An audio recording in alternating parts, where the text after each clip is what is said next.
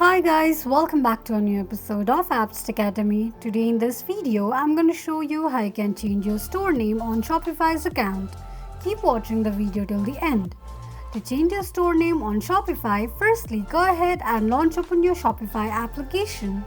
The home page of Shopify application will appear on the screen. Click on three lines at the bottom right corner of the page. From the pop-up, click on Settings option. You will end up on the settings page of your Shopify's account.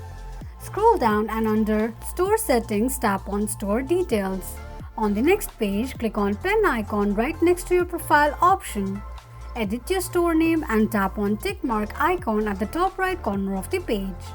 This is how you can change your store name on Shopify's account quickly and easily just in few steps. If you have any thoughts or queries, let us know in the comments section. Don't forget to subscribe to our channel. Also press the notification bell icon so that YouTube will notify you whenever we post a new video.